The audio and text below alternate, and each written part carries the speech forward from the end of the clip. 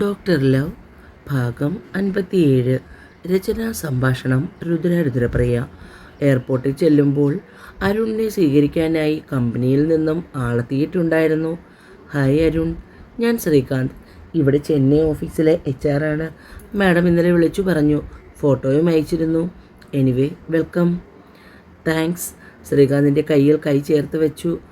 ഇവിടെ ഹോട്ടൽ പ്ലാസയിൽ വെച്ചാണ് മീറ്റിംഗ്. അങ്ങോട്ട് പോകാം. ലാസ്റ്റ് ഡേ ഓഫീസിൽ ചെറിയൊരു ഗെറ്റ് ടുഗദർ വെച്ചിട്ടുണ്ട്. അപ്പോൾ ഇവിടെയുള്ളവരെ പരിചയപ്പെടാം. ഇപ്പോൾ നമുക്ക് ഹോട്ടലിലേക്ക് പോകാം. ശ്രീകാന്ത് പെട്ടെന്ന് ആൾക്കാരുമായി സൗഹൃദം സ്ഥാപിക്കുന്ന ഒരാളാണെന്ന് അരുണിന് കുറഞ്ഞ സമയം കൊണ്ട് മനസ്സിലായി. കുറച്ച് നേരത്തെ യാത്രയായിരുന്നുവെങ്കിലും എന്തോ വല്ലാത്ത ക്ഷീണം തോന്നി അവന്. ഇന്നലെ സാറിൻ്റെ എൻഗേജ്മെൻ്റ് ആയിരുന്നല്ലേ? മാഡം പറഞ്ഞിരുന്നു. സാധാരണ സുജിത് സാറാണ് ഇവിടെയുള്ള കോൺഫറൻസിനും മറ്റും വരുന്നത്. ഇന്നലെ പുതിയ ഒരാളിൻ്റെ പേര് പറഞ്ഞപ്പോൾ ഞാൻ വിചാരിക്കുകയും ചെയ്തു, പുതിയ സ്റ്റാഫായിരുന്നിട്ടും ഈ കോൺഫറൻസ് അറ്റൻഡ് ചെയ്യത്തക്ക കോൺഫിഡൻസ് സാറിനുള്ളത് കൊണ്ടാണല്ലോ മാഡം സജസ്റ്റ് ചെയ്തതെന്ന്. ശ്രീകാന്തിൻ്റെ സംസാരം കേട്ടിരിക്കാൻ തന്നെ വല്ലാത്ത രസമായിരുന്നു. ആദ്യമൊക്കെ വലിയ താല്പര്യം തോന്നിയില്ലെങ്കിലും പിന്നീട് അയാളുടെ സംസാരവും അരുൺ ആസ്വദിച്ചു തുടങ്ങി. സാറിനെൻ്റെ സംസാരം ബോറിംഗ് ആയി തുടങ്ങിയല്ലേ? ഞാൻ മാത്രം സംസാരിച്ചിരുന്നിട്ടും മറുപടിയൊന്നും പറയാതെ എല്ലാം കേട്ടിരിക്കുന്ന അരുണിനോട് ശ്രീകാന്ത് ചോദിച്ചു.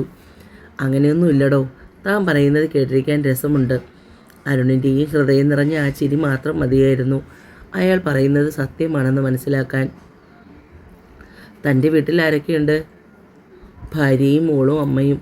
മോൾക്ക് 3 മാസമേ ആയിട്ടുള്ളൂ. സാറിൻ്റെ വീട്ടിൽ ആരൊക്കെയുണ്ട്?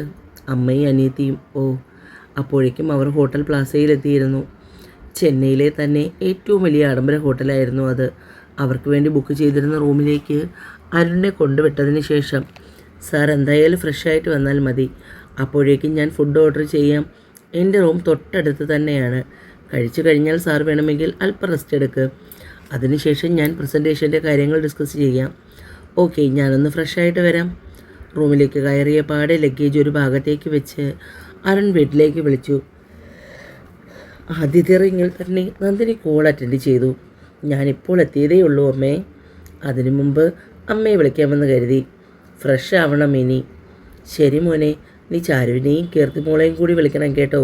പിള്ളേർ രണ്ട് നിൻ്റെ വിവരം അറിയാൻ കാത്തിരിക്കുകയായിരിക്കും. അവരെ കൂടി വിളിച്ചിട്ടേ ഞാൻ ഫ്രഷ് ആവാൻ കയറുള്ളൂ അമ്മേ. ആദ്യത്തെ റിങ്ങിൽ തന്നെ കീർത്തി കോൾ അറ്റൻഡ് ചെയ്തു. നീ ഫോണും കയ്യിൽ പിടിച്ചിരിക്കുകയായിരുന്നോ കൊച്ചേ? ഞാൻ വിളിക്കുന്നതും കാത്ത്. അരുണിൻ്റെ ശബ്ദം ഫോണിലൂടെ കേട്ടപ്പോൾ കീർത്തിയുടെ മുഖം വിടർന്നു. പിന്നെ എനിക്ക് കാത്തിരിക്കാൻ വേറെ ആൾക്കാരൊന്നുമില്ലല്ലോ. അതറിയില്ല അന്നേട്ടന്. ഞാനിപ്പോൾ വന്നതേ ഉള്ളൂ. അമ്മയെ വിളിച്ചു. നിന്നെയും വിളിച്ചിട്ട് വേണം ചാരുവിനോട് കൂടി സംസാരിച്ചിട്ടൊന്ന് ഫ്രഷ് ആവാൻ. ശരി ഏട്ടൻ, ഫ്രഷ് ആയിക്കോ. രാത്രിയിൽ വിളിക്കാം. രാത്രിയിൽ ഞാൻ വിളിക്കുമ്പോൾ നീ കോൾ എടുത്തേക്കണം. അടുത്തത് ചാരുവിനെ വിളിച്ചു. അവളോട് കൂടി സംസാരിച്ചതിന് ശേഷമാണ് അരുൺ ഫ്രഷാകാൻ പോയത്. ഫ്രഷായി ഇറങ്ങി വരുമ്പോൾ ശ്രീകാന്ത് റൂമിലേക്ക് വന്നു. നമുക്ക് താഴെ പോയി കഴിക്കണമോ അതോ റൂമിലേക്ക് വരുത്തണോ? നമുക്ക് താഴെ പോയി കഴിക്കാമെടോ. 2 പേരും കൂടി ലിഫ്റ്റിൽ കയറി താഴേക്ക് പോയി. ഭക്ഷണം കഴിച്ചുകൊണ്ടിരിക്കുന്നതിനിടയിൽ ചെന്നൈയിലെ ബിസിനസ്സിനെക്കുറിച്ച് ഏകദേശം ഒരു ധാരണ അരുണിന് കൊടുക്കാൻ ശ്രീകാന്തിന് കഴിഞ്ഞു. ഭക്ഷണം കഴിച്ചു കഴിഞ്ഞ് റൂമിൽ വന്നപ്പോൾ മുതൽ അടുത്ത ദിവസം നടക്കാൻ പോകുന്ന പ്രോജക്റ്റിൻ്റെ പ്രസൻറ്റേഷനെ കുറിച്ച് കാര്യങ്ങൾ ശ്രീകാന്ത് അരുണിന് വിശദമായി പറഞ്ഞു കൊടുത്തു. ഏകദേശം രാത്രി വൈകുവോളം അവർ ചർച്ചകളും മറ്റുമായിരുന്നു.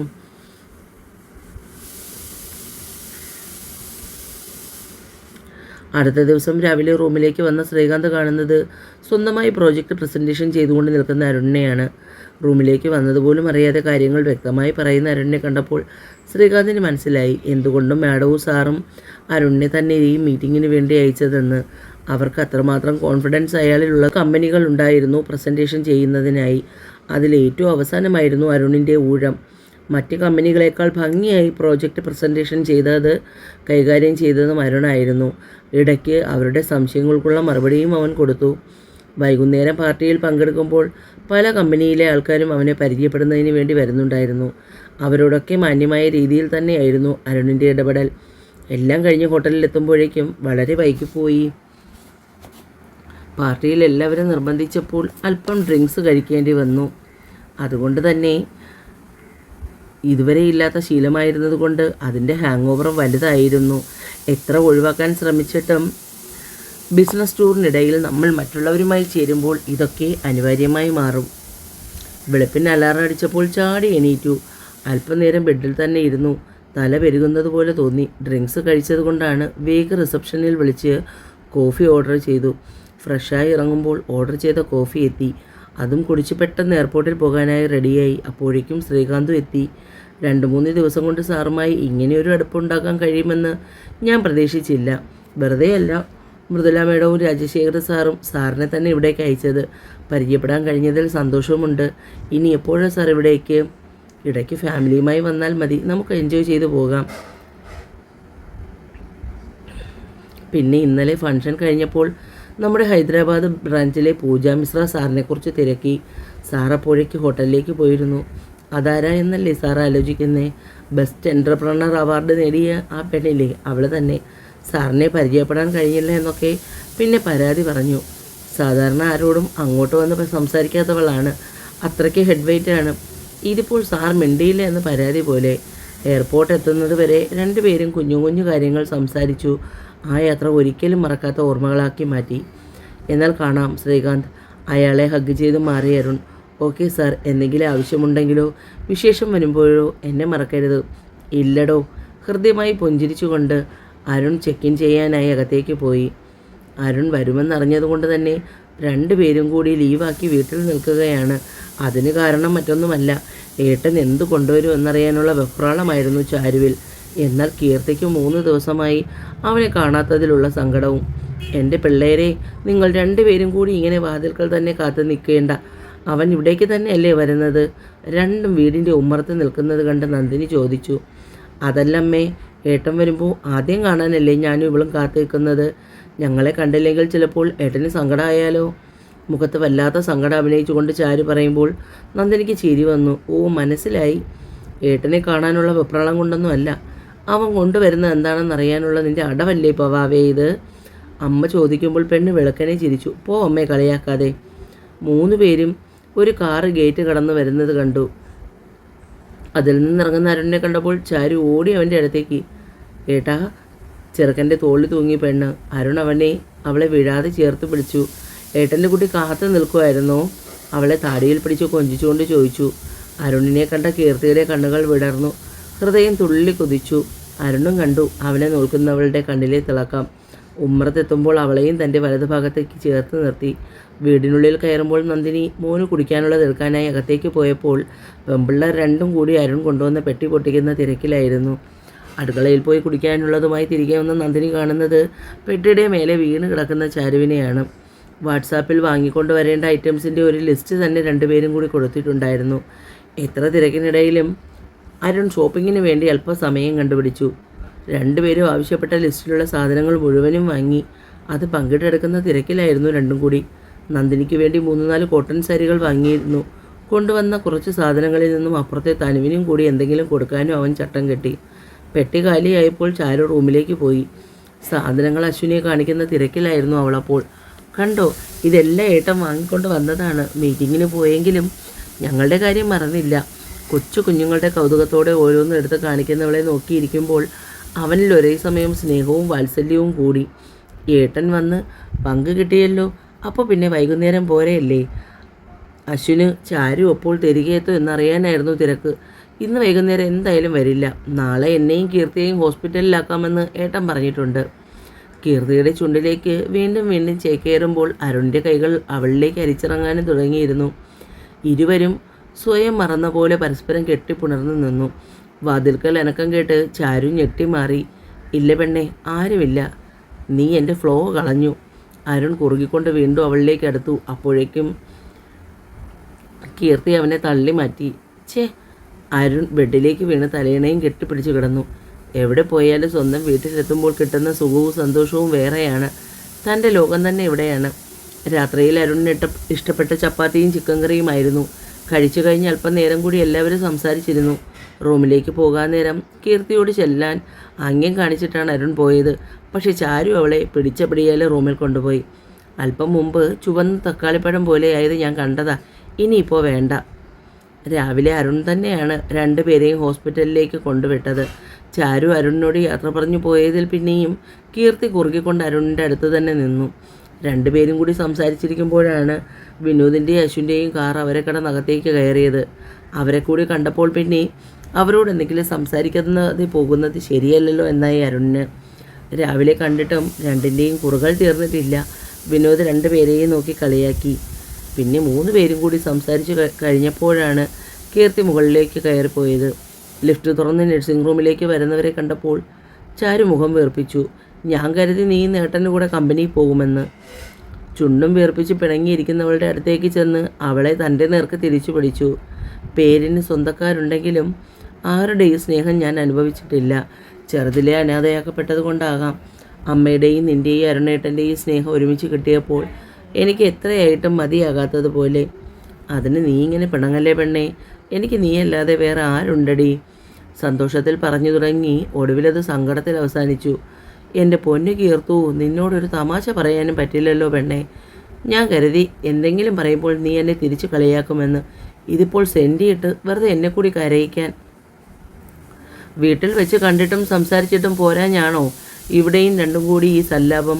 രാജി സിസ്റ്റർ ദേഷ്യത്തിൽ ചോദിക്കുമ്പോൾ കീർത്തിയും ചാരുവും രണ്ടറ്റത്തേക്ക് തിരിഞ്ഞു. ഡ്യൂട്ടി കഴിഞ്ഞ അശ്വിൻ വല്ലാതെ തളർന്നു പോയി. എന്തോ രാവിലെ തുടങ്ങിയ തലവേദനയാണ്. ടാബ്ലറ്റ് എടുത്തുകൊണ്ടാണ് റൗണ്ട്സ് കംപ്ലീറ്റ് ചെയ്തത്. പക്ഷേ ഇപ്പോഴും അസ്വസ്ഥപ്പെടുത്തിക്കൊണ്ടുള്ള ആ തലവേദന കൂടെ തന്നെ ഉണ്ട്.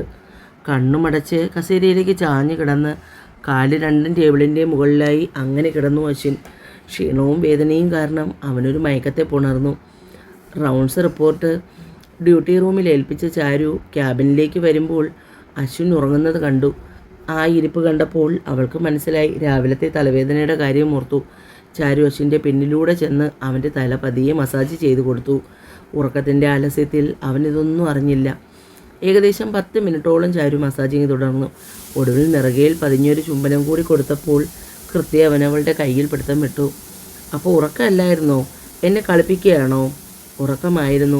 ഇപ്പോൾ നിറകി നിൻ്റെ ചുണ്ടിൻ്റെ തണുപ്പ് പടർന്നപ്പോൾ ഉണർന്നതാണ്. അവൻ നേരെ ഇരുന്നു കൊണ്ട് അവളെ തൻ്റെ മടിയിലേക്ക് വലിച്ചിരുത്തി. ഇപ്പോൾ തലവേദന കുറവുണ്ടോ? ഇപ്പോൾ എൻ്റെ വാവയെ കണ്ടപ്പോൾ കുറഞ്ഞു. ഇന്ന് അമ്മ വിളിച്ചിരുന്നു. അടുത്ത ആഴ്ച വിവാഹസാരി എടുക്കാൻ പോകാൻ മൃദുലയമ്മയെ. അപ്പോൾ അമ്മ എന്തു പറഞ്ഞു? അച്ചുവിൻ്റെ അവധിയെക്കുറിച്ച് തിരക്കിയതിന് ശേഷം മറുപടി പറയാമെന്ന്. അമ്മയുടെ അച്ചുമോന് എന്നാണ് സമയം കിട്ടുന്നതെന്ന് പറയാമോ? കുഞ്ഞി പിള്ളേരെ പോലെ അവൻ്റെ കവിളിൽ പിടിച്ച് കൊഞ്ചിച്ചുകൊണ്ട് ചാരി ചോദിച്ചു. എൻ്റെ വാവയ്ക്ക് എപ്പോഴാണോ ഓക്കെ അപ്പോൾ ഞാനും ഓക്കെ. എങ്കിൽ നമുക്ക് അടുത്ത ആഴ്ച തന്നെ പോവാം. എന്നാൽ ഒരു കാര്യം ചെയ്യ്, ഡോക്ടർ റെസ്റ്റ് എടുക്ക്. അപ്പോഴേക്ക് എനിക്ക് നേഴ്സിംഗ് സ്റ്റേഷനിൽ അല്പ ഡ്യൂട്ടിയുണ്ട്. ചാരി പോകാനായി എഴുന്നേറ്റതും അശ്വിനവളെ ബലമായി പിടിച്ചിരുത്തി. ഇപ്പോൾ പോണ്ട, ഇവിടെ ഇരിക്ക്, എനിക്കൊന്ന് ഉറങ്ങണം. അശ്വിൻ വാശി പിടിക്കുന്നത് പോലെ പറഞ്ഞു. ഡോക്ടർ ഉറങ്ങുന്നതിന് ഞാൻ കൂട്ടിരിക്കേണ്ട കാര്യമുണ്ടോ? കാര്യമുണ്ടല്ലോ. നീ ഇരുന്നാലേ എനിക്ക് ഉറങ്ങാൻ പറ്റൂ. അതെന്താ, ഡോക്ടറുടെ ഉറക്കം എൻ്റെ കയ്യിലാണോ? അതെ, നിൻ്റെ കയ്യിലാണ്. എനിക്ക് ഇങ്ങനെ ഇരുന്ന് ഉറങ്ങണം. അവളുടെ നെഞ്ചിൽ മുഖം ചേർത്ത് കൈകൾ 2 ഇടുപ്പിലൂടെ ചുറ്റിക്കൊണ്ട് അശ്വിൻ പറഞ്ഞു. അവനെ വാശി പിടിപ്പിച്ചിട്ട് കാര്യമില്ലെന്ന് വിചാരിച്ചത് സാധിച്ചാലേ അടങ്ങൂന്ന് ചാരുവിനറിയാം. അതുകൊണ്ട് തന്നെ അവൾ അനങ്ങാതെ ഇരുന്നു കൊടുത്തു. അരുൺ പ്രസൻറ്റ് ചെയ്ത പ്രോജക്റ്റ് റിപ്പോർട്ട് അനുസരിച്ച് 1-2 കമ്പനികൾക്ക് പുതിയ പ്രോജക്റ്റിൽ താല്പര്യമുണ്ടെന്ന് വിവരമറിയിച്ചു. 4-5 കമ്പനികളുടെ മെയിൽ വന്നിട്ടുണ്ടായിരുന്നു. എങ്കിലും അതിൽ നിന്നും ശ്രീറാം എൻ്റർപ്രൈസസ് ഹൈദരാബാദ്, ആ കമ്പനിയുടെ പ്രോജക്റ്റ് റിപ്പോർട്ടും മറ്റും മൃദുലയ്ക്ക് രാജശേഖരനും കൂടുതൽ ഇഷ്ടമായി. അതനുസരിച്ച് അവരുമായി ഒരു മീറ്റിംഗ് നടത്തുന്നതിന് വേണ്ടി രാജശേഖരനും മൃദുലയും തൊട്ടടുത്ത ദിവസം ഹൈദരാബാദിലേക്ക് തിരിക്കാൻ തീരുമാനിച്ചു. വൈകുന്നേരം ഹോസ്പിറ്റലിൽ നിന്ന് വരുമ്പോൾ ഉമ്മറത്തിരുന്ന് നാമം ജപിക്കുന്ന തനുവിനെ കണ്ട് 2 പേരും ചിരിച്ചു. കീർത്തി വണ്ടിയിൽ നിന്ന് ഇറങ്ങുമ്പോഴേക്കും അവൾ വേലിയുടെ അടുത്തേക്ക് എത്തി. അരുണേട്ടൻ രാവിലെ വന്നുവല്ലേ? എനിക്ക് കാണാൻ കഴിഞ്ഞില്ല. എക്സാം തുടങ്ങിയതുകൊണ്ട് തിരക്കാ. ബിസിനസ് ടൂറൊക്കെ പോയിട്ട് വരുമ്പോൾ സാധാരണ എന്തെങ്കിലുമൊക്കെ വാങ്ങിക്കൊണ്ട് വരുന്ന ആൾക്കാരുണ്ട്. അങ്ങനെ എന്തെങ്കിലുമൊക്കെ എനിക്കും വാങ്ങിക്കൊണ്ട് വന്നിട്ടുണ്ടോ? കാര്യമായിട്ടുള്ള അവളുടെ ചോദ്യം കേട്ട് കീർത്തി ചിരിച്ചു. അതിന് ഏട്ടൻ അവിടെ പർച്ചേസിങ്ങിന് പോയതല്ലല്ലോ പെണ്ണെ, മീറ്റിംഗ് അറ്റൻഡ് ചെയ്യാൻ പോയതല്ലേ. ഒന്നും വാങ്ങി വന്നില്ല, പോയതുപോലെ തിരികെ വന്നു. അല്ലെങ്കിൽ അങ്ങേരെ കണ്ടാലറിയാം അർക്കീസാണെന്ന്. ആഹാ, നീ ആള് കൊള്ളാമല്ലോ. എത്ര പെട്ടെന്നാണ് കണ്ടം ചാടിയത്. ഇനി എന്തായാലും അരുണേട്ടൻ വാങ്ങിക്കൊണ്ട് വന്നത് ഇവക്ക് കൊടുക്കണ്ട. കീർത്തി പറയുമ്പോൾ തനു അബദ്ധം പറ്റിയതുപോലെ നാവ് കടിച്ചു. തുടരും. എന്നെ വായിക്കുകയും കേൾക്കുകയും ചെയ്യുന്ന എൻ്റെ കൂട്ടുകാർ ചാനൽ സബ്സ്ക്രൈബ് ചെയ്ത് കൂടി സഹായിക്കണേ കൂട്ടുകാരെ.